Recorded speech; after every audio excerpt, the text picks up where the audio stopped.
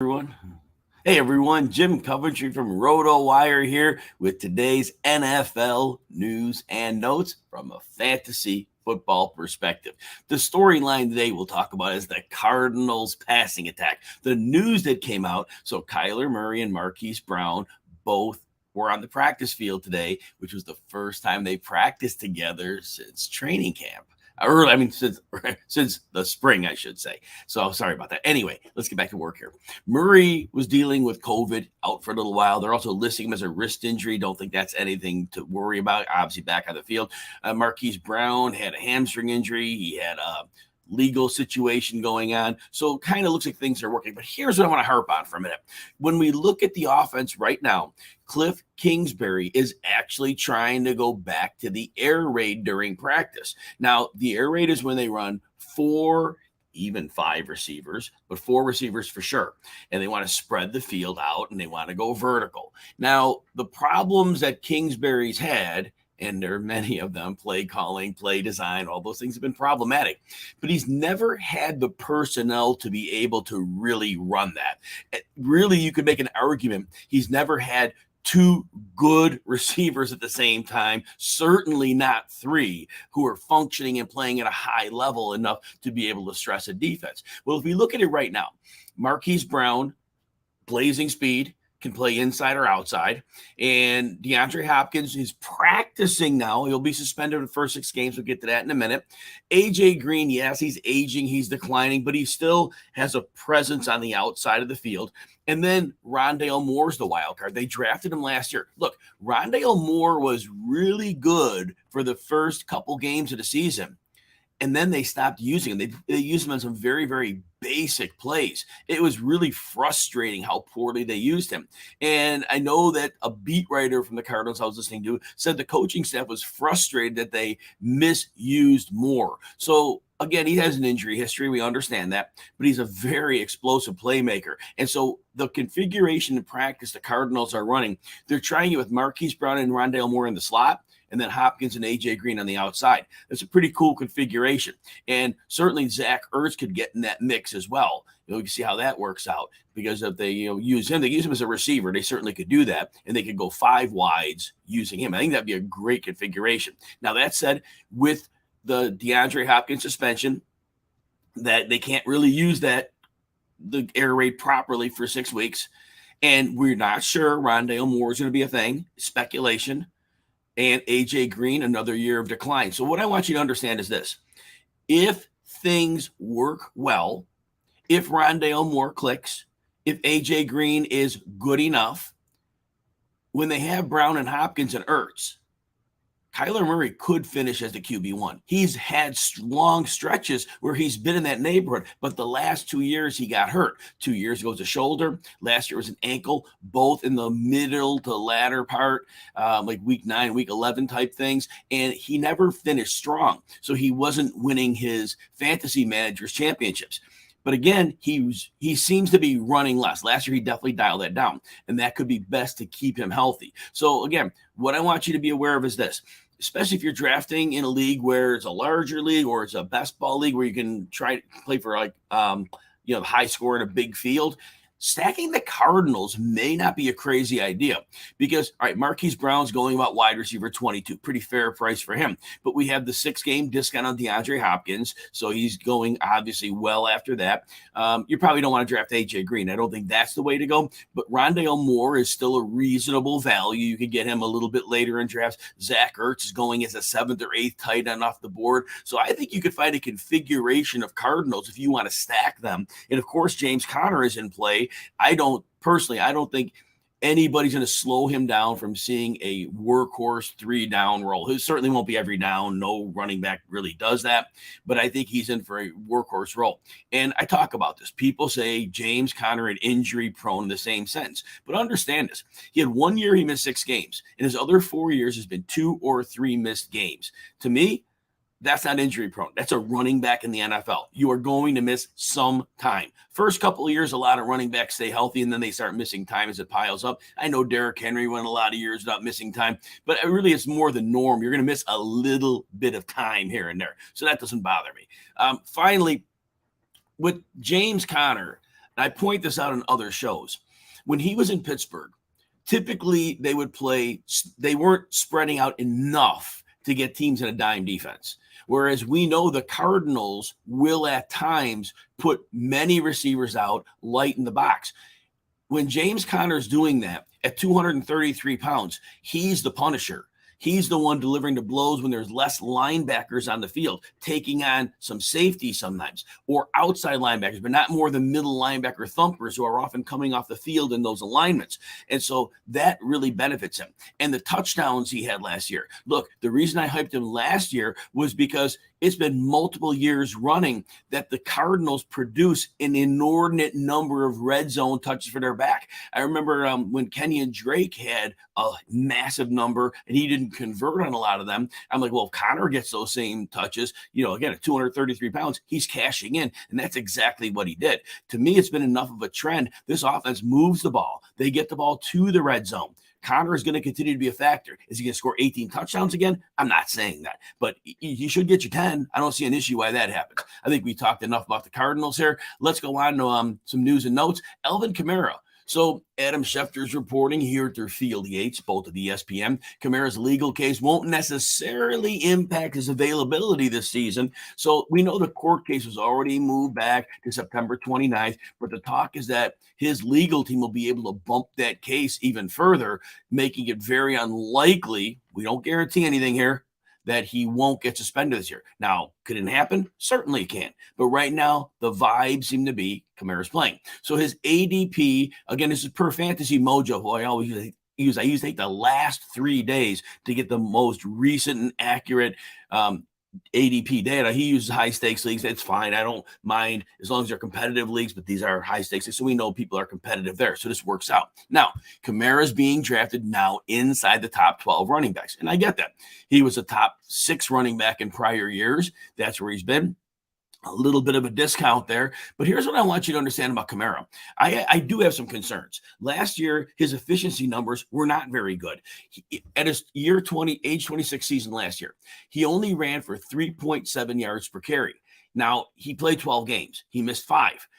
He ran like 240 rushing attempts, and he was nowhere close to that in prior years. We know Sean Payton was very much on record saying that he never wanted Kamara to be a heavy use back. I think that probably had quite a bit to do with him wearing down 3.7 yards per carry. You can't keep an explosive back explosive if he's running the ball up the middle, taking big hits. Payton understood that. Now, Payton was forced to use him last year because there was no Michael Thomas. Drew Brees' arm was, Drew Brees was retired, I should say. And Jameis Winston and we had a myriad of other quarterbacks come in there as well. So with Brees gone, Sean Payton basically said, I've got to use Kamara in a way I don't want to. And in a way, the fantasy points were there per game. But I think the efficiency is going to continue to drop, and I'm very concerned. So we lost Brees 2 years ago. Now, they said now. Last year, Sean Payton was last year. So now Sean Payton's gone. I think part of the beauty of Kamara was that Sean Payton knew how to scheme those screens to get the most out of his fantastically explosive player in Alvin Kamara.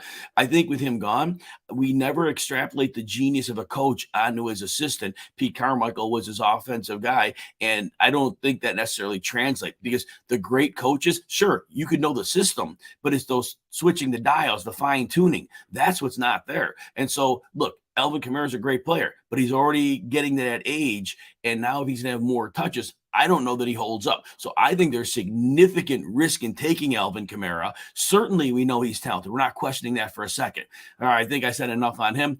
Baker Mayfield. All right, I hate to keep talking about this, all right? But he's still splitting first-team reps with Sam Darnold.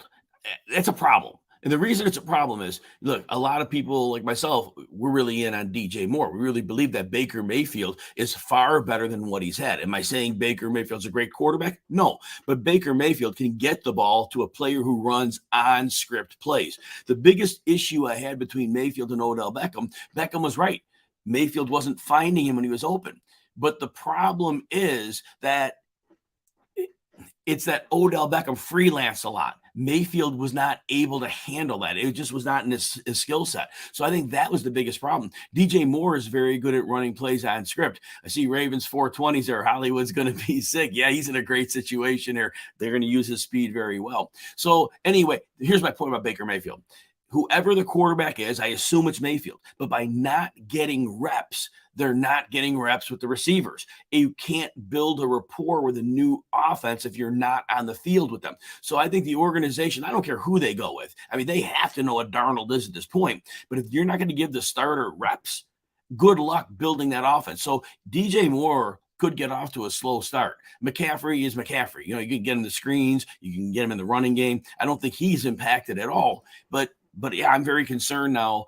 The longer this goes on, I think it does ding DJ Moore in the beginning of the season. I think he's fine when it goes on, and he's better off with Mayfield. On the same team, Terrace Marshall had a lower leg injury. He's back on the practice field. Look, he's rightfully being drafted outside the top 90 wide receivers, which means in most leagues he's undrafted. But if you're in a deeper league where you're going that deep, he's probably worth a dart throw. I mean, the talent he had coming out of college, we really liked that. We thought he was a very talented player. Last year's a pretty dysfunctional Panthers team. So, was it him? Was it the team? Was it a combination of both? He only had 30 targets on the year.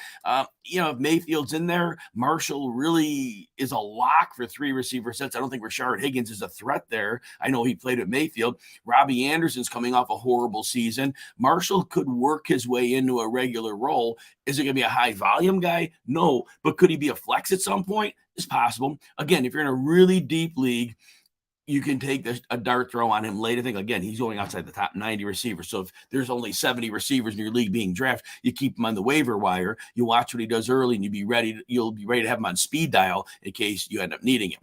J.K. Dobbins is next. So we knew he was activated from the preseason PUP list last week. So that was a great thing. And, he's not in a full practice yet. We know that.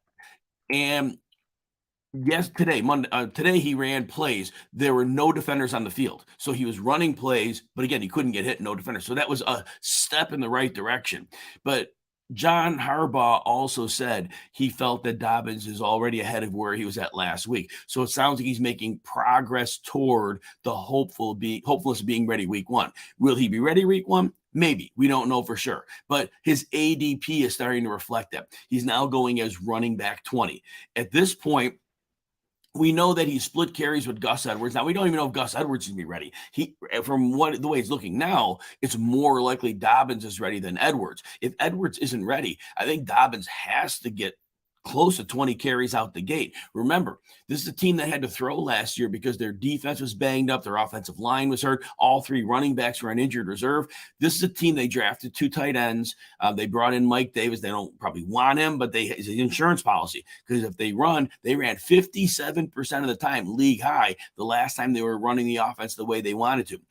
J.K. Dobbins he was getting about 15 touches on the high end at the end of 2020. He was getting as low as 9, 10, and 11 carries. Again, that was after week 6 when he got no more prominent role. But he's an electric runner in a system that does work. And with that mobile quarterback in Lamar Jackson, Dobbins will get it done. Now, he's not going to catch many passes. Lamar doesn't really check the ball to his running back, so that, that does hurt. And the people that are going in on Tyler Beatty, to me, I'm saying, why? Didn't we see this already? They drafted Justice Hill, who was supposed to be a great receiver. Justice Hill, maybe he wasn't good, but he was never getting a chance because a receiving back from a quarterback doesn't throw to his running backs. It's not a good match. So Tyler Beatty, not so much, because I just don't see a world where he's going to see targets. That's just the way it is. All right, over in Kansas City now. So now this is according to Nate Taylor of The Athletic. So he's a beat writer. Some beat writers, they get it right. Some they get it wrong. But I want to point this out. So Ronald Jones apparently is on the roster bubble per Nate Taylor. Okay, maybe he's not. Anyway, it seems, according to this report, that now Jones is firmly behind Clyde Edwards-Helaire, and he's battling with Isiah Pacheco. Now, the ADP has completely flipped. Ronald Jones was being fairly aggressively targeted in the last 3 days per FantasyMojo.com's and Darren Armani's ADP data. We have Pacheco going as the running back 46 Jones is down to the running back 54. So the Pacheco hype train is rolling and going hard right now. Now, here's what you need to know, though. I still get stuck on Andy Reid's comments.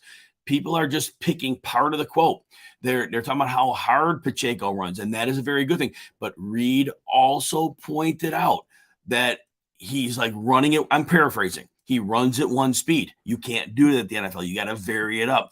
He's also talking about how to run the plays. There's nuance to being a runner in the NFL. It's beautiful. Hey, once in a while, as a change of pace guy, you just come in and take the ball, go downhill. Things could work really well. But a steady diet of that is probably not going to give you much of a shelf life in the starting lineup. So per those comments of Andy Reid, unless something really changes, Pacheco, I think, is a great change of pace guy. Might see 4 to 6 carries. Maybe he breaks them. They have a great run blocking offensive line. They have a quarterback and a receiver group that'll stretch defenses out. So there's something there. I don't know, based on Reid's comments, that we're going to see double-digit touches out of him. And with him going as a running back 46, I think people are beginning to think that maybe he's going to emerge as the guy or definitely like a 1B. And right now, I don't know that he's at that point. I think his developmental curve is going to be a little higher than that. If you believe in him, great. Go after him, definitely. But I think Andy Reid really made comments that people are kind of ignoring. All right, Melvin Gordon's next. So with the foot injury, he participated in Monday's practice, so that's a great thing. So it seems as if the injury's minor. His ADP's fallen a little bit. He's at running back 39. Look, you got to plant your flag on this one. So Javonte Williams and Gordon, I always say this, they had almost an identical timeshare last year. Both were very good. We know Javonte Williams, when he had the game by himself, he absolutely exploded. We know how elusive Javonte Williams is. And Melvin Gordon wasn't signed till later at the end of free agency, really. But the team liked him last year. I think they probably still like him. He's a reliable back that does some really good things. And I don't know they want to overwork Javonte Williams. Now, you have to plant your flag on what you think the ratio is going to be. Maybe it won't be 50-50 again. But, I think Javonte probably gets a little bit of an edge. This is me just guessing like everybody else is. So if it goes 55-45, Melvin Gordon's a bargain at running back 39. If it goes 65-35 in favor of Williams, then Gordon is either reasonably priced or even overpriced. So you got to plant your flag on how much work you think Gordon's going to get. And really that also extrapolates out to Javonte Williams, because whatever impact Gordon has will have an opposite impact on Javonte Williams. So you've got to, like I said, draw a line in the sand, make your decision how you think it's going to work. And unless somebody says something, you are not going to know till week one. We are all just guessing on this one. And the last piece of today of news, Mark Ingram, Taryn Wack of The Advocate. I don't even know where that is, but it's an obvious report, so I'll say it. He says that it reports Ingram that appears to have locked up the number 2 role with the Saints. Well, that's an easy one. He was reliable last year. Now, also like Kamara, Ingram was under 4 yards a carry. And that was the first time since 2012 Ingram was under 4 yards a carry. Ingram's 30, he'll be 32 this year.